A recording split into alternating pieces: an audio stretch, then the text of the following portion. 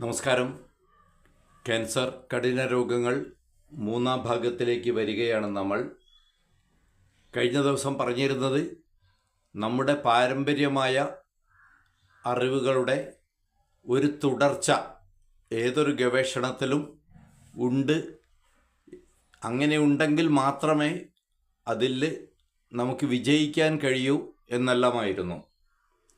ഇവിടെ ഇന്ന് അത്തരം അറിവുകളെ പാവനമായി ആരും കരുതുന്നില്ല എന്നുള്ളൊരു സങ്കടമാണ് ഇവിടെ പങ്കുവയ്ക്കുന്നത്.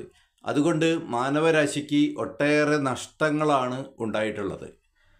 ഒരു വിദഗ്ധനായ തൊഴിലാളി, അയാൾ കൃഷിയിലെ വിദഗ്ധനാവാം, അല്ലെങ്കിൽ വിമാനമോടിക്കുന്നതിലാവാം, അല്ലെങ്കിൽ മറ്റെന്തെങ്കിലും ശാസ്ത്രരംഗത്ത് പ്രവർത്തിക്കുന്ന ഒരു വ്യക്തിയാവാം, ഒരു വൈദ്യനാവാം.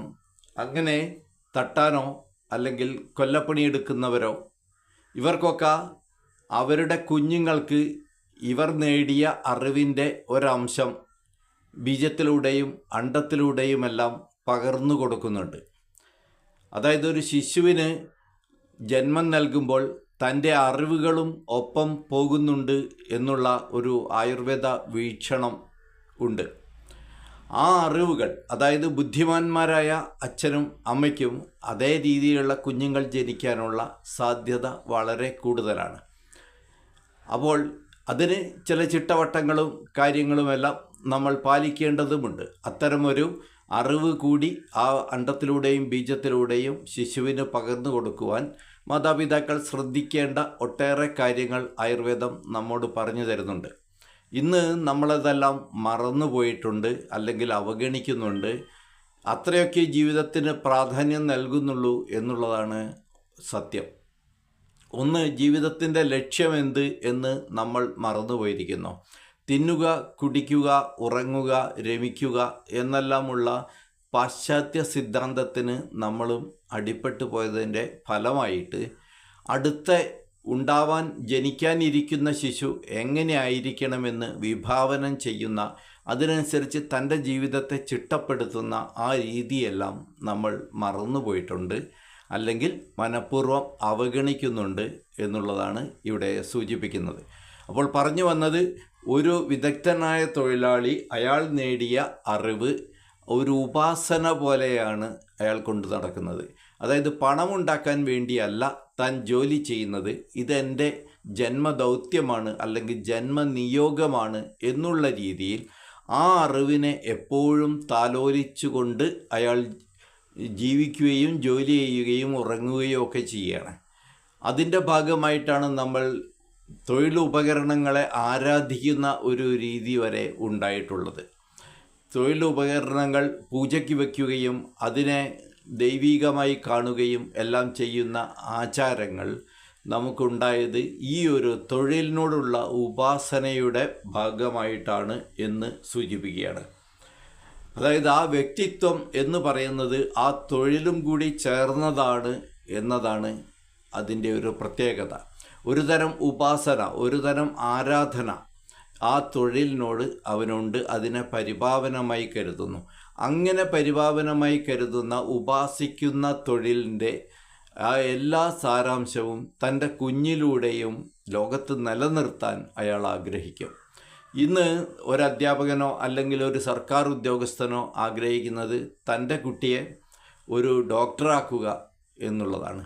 അവനിൽ ഡോക്ടറുടെ ബീജം ആണോ താൻ കൊടുത്തത്, അല്ലെങ്കിൽ വൈദ്യം ചെയ്യാനുള്ള ഒരറിവ് താൻ കൈമാറിയിട്ടുണ്ടോ, അവന് പാരമ്പര്യമായിട്ട് അങ്ങനെ ഒരു രീതി ഉണ്ടോ എന്നൊന്നും ആ ആൾ ആഗ്രഹിക്കുന്നില്ല. ഈ ആഗ്രഹത്തിൻ്റെ പിറകിലുള്ളത് പണം, പണം, പണം മാത്രമാണ്. ജോലിയിലുള്ള പരിപാവനതയോ അല്ലെങ്കിൽ ലോകസേവനത്തിനുള്ള ആഗ്രഹമോ, അല്ലെങ്കിൽ മകൻ വളർന്നു വലുതായി ലോകത്തോളം വലുതായി തൻ്റെ ജന്മം സഫലമാക്കട്ടെ എന്നൊരാഗ്രഹമോ ഒന്നുമല്ല. മകൻ എത്രയും വേഗം പണമുണ്ടാക്കണം, അതിന് മറ്റുള്ളവനെ കൊന്നിട്ടായാലും ആ രീതിയിൽ അവൻ ഒരുപാട് പണമുള്ളൊരു വ്യക്തിയായി ധാരാളം സുഖങ്ങൾ അനുഭവിക്കട്ടെ എന്നാണ് ഓരോ മാതാപിതാവും ആഗ്രഹിക്കുന്നത് എന്നുള്ളതാണ് വളരെ വിചിത്രമായ കാര്യം. അപ്പോൾ ഇങ്ങനെ ആഗ്രഹിക്കുന്ന ഒരു മാതാപിതാവ് ഇവനെ ഏതെല്ലാം രീതിയിൽ പൊങ്ങച്ചക്കാരനായിട്ടും സുഖലോലുപനായിട്ടും വളർത്താമോ അതിനുള്ള കാര്യങ്ങളാണ് അവൻ ജനിക്കുന്നതിന് മുമ്പേ തന്നെ ചെയ്തു വെക്കുന്നത്. ഒരു ഉപാസനയോ അതിൻ്റെ ഫലമായിട്ടുണ്ടാകുന്ന അല്ലെങ്കിൽ അതിൽ നിന്ന് കിട്ടുന്ന ഒരറിവോ തൻ്റെ ശിശുവിൽ ഉണ്ടാകണം എന്ന് ഒരു മാതാവും ഒരു പിതാവും ആഗ്രഹിക്കുന്നില്ല എന്നുള്ളതാണ് പ്രധാനമായിട്ടും ഇവിടെ സൂചിപ്പിക്കുന്നത്. ഏതൊരു കാര്യവും പഠിക്കാൻ ശ്രമിക്കുമ്പോൾ നമ്മൾ പ്രാധാന്യം നൽകേണ്ടത് അറിവിനാണ് എന്നുള്ളൊരു പൗരാണിക വീക്ഷണം നമുക്കുണ്ടായിരുന്നു. ഇന്നൊരു കാര്യം പഠിക്കുമ്പോൾ നമ്മൾ അതിൽ നിന്ന് എത്ര പണം കിട്ടും എന്നുള്ളതാണ്.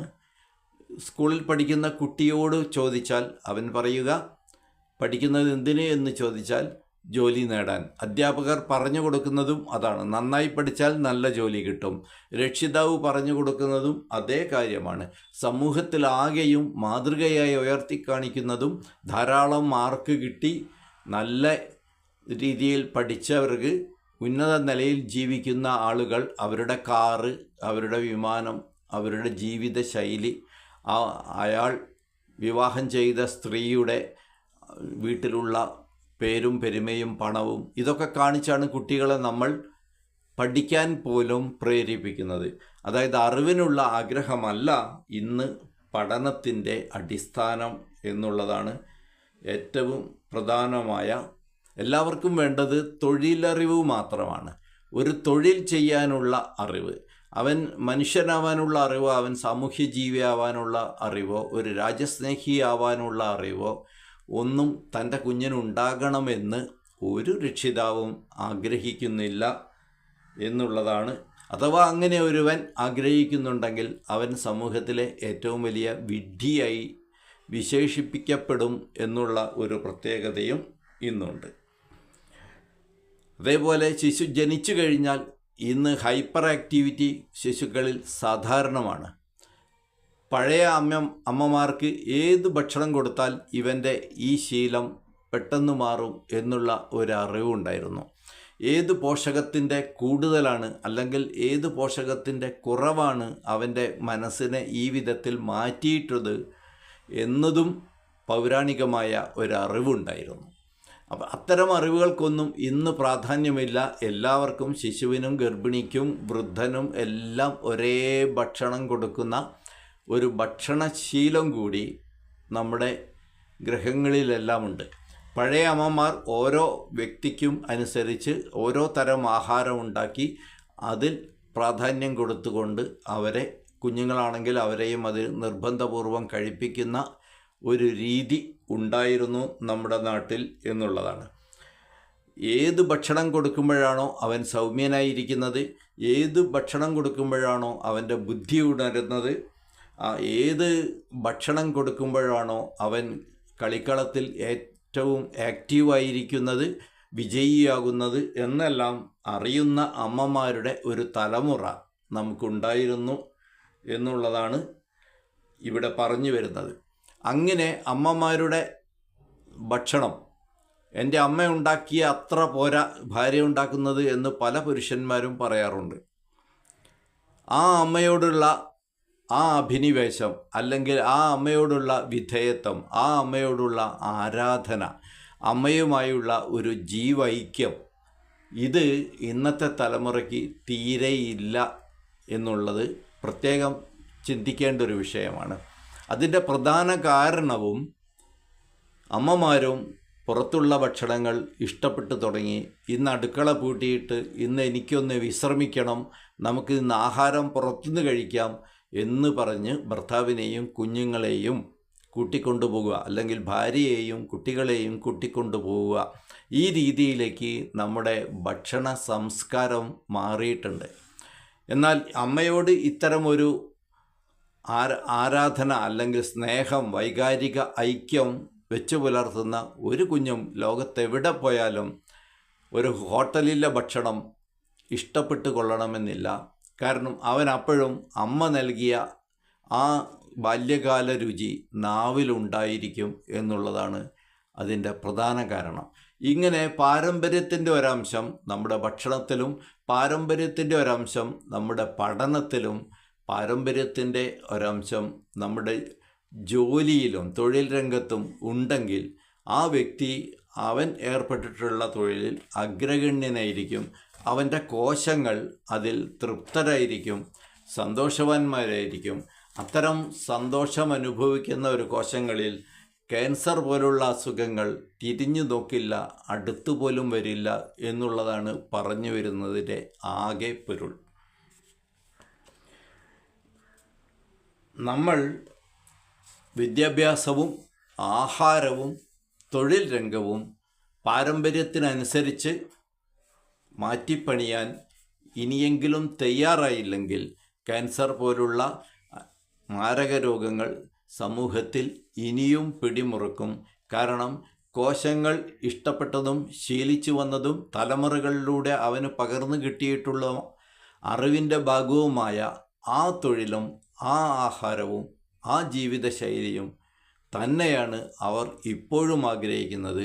നമ്മൾ ബാഹ്യലോകത്തിൻ്റെ മായയിൽപ്പെട്ട് കണ്ണിൻ്റെയും കാതിൻ്റെയും ഇഷ്ടങ്ങളെ അനുസരിക്കാൻ തുടങ്ങിയപ്പോഴാണ് പാരമ്പര്യത്തിന് വിരുദ്ധമായ ആഹാരവും ശീലങ്ങളുമെല്ലാം സ്വീകരിച്ചതും അത് കോശങ്ങൾക്ക് ഇഷ്ടപ്പെടാത്തതാണ് കോശങ്ങളുടെ വൈരാഗ്യബുദ്ധിക്ക്, പ്രതികാര ബുദ്ധിക്ക്, തീവ്രവാദ മനസ്ഥിതിക്ക് കാരണമാകുന്നതും എന്നു മാത്രം പറഞ്ഞുകൊണ്ട് മൂന്നാം ഭാഗം അവസാനിപ്പിക്കുന്നു.